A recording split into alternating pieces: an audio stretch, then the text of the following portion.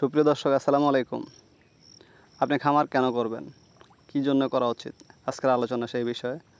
কাছে এবং দূরে যারা ভিডিওটি দেখবেন অবশ্যই মতামত জানাবেন। লাভ হলে আপনার, লোকসান হলেও আপনার। আমরা আপনাদেরকে শুধু পরামর্শ দেব। আপনার আবেগ কিছু মানুষের ব্যবসার রসদ হতে পারে। খামার হচ্ছে আপনার আবেগ, তাই আপনার ব্যবসার রসদ যাতে অন্য কেউ না হয় সে বিষয়টা সিদ্ধান্ত নেওয়ার দায়িত্ব আপনার।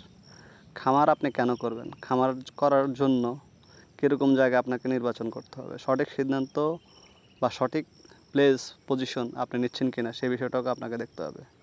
কোন এলাকায় খামার করলে বা আপনার এলাকায় কিসের খামার করলে আপনি প্রফিটেবল হতে পারবেন সেই সিদ্ধান্ত আপনাকে নিতে হবে। আপনি একটা গাভী বা একটা ষাঁড় কিনে যদি ঠকে যান কেনার সময়, বিক্রি করার সময় কিন্তু আপনার ওই পরিমাণ মন মানসিকতা ঠিক থাকবে না। তাই কিনতে আপনাকে অবশ্যই সচেতন হতে হবে। আপনাকে অনেক অনেক সচেতন হতে হবে। অপরের আবেগের কথায় তাড়িত হবেন না। অন্যের আবেগী কথায় তাড়িত হয়ে নিজের ক্ষতি ডেকে আনবেন না। বিনিয়োগ করার আগে ঠান্ডা মাথায় চিন্তা করুন কেন আপনি বিনিয়োগ করতেছেন। আর এই ফার্মিং সেক্টর বর্তমানে খুব হার্ড, কারণ এই ফার্মিং সেক্টরে যারা বিনিয়োগ করতেছে বা খামারি, তারা একটা সময় ফাইট করতে করতে বর্তমান সময়ে এসে পৌঁছেছে। আপনি হুট করে এসেই এই ফার্মিং সেক্টরে বিনিয়োগ করে নিজের মূলধন বা পুঁজি হারাবেন না। টাকা আপনার, সিদ্ধান্ত নেওয়ার দায়িত্ব আপনার।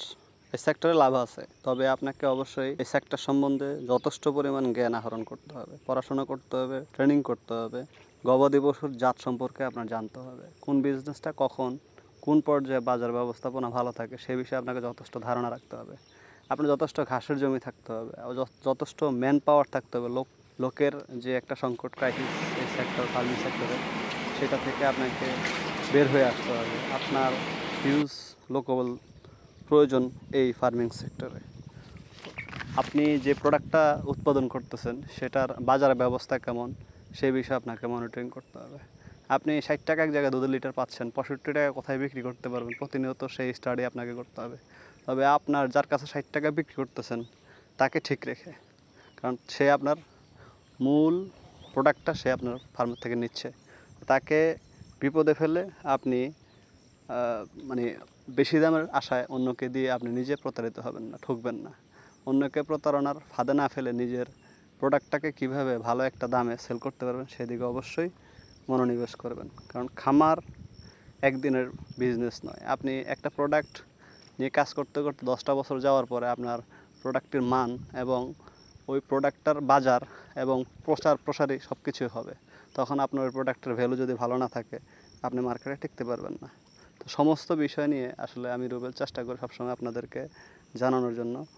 আমার কথা এবং কাজে ভুল হতে পারে, সবাই ক্ষমা সুন্দর দৃষ্টিতে দেখবেন এবং এই ফার্মের আদ্যপ্রান্ত জানতে অবশ্যই পেজটিকে ফলো দিয়ে আমার পাশে থাকবেন।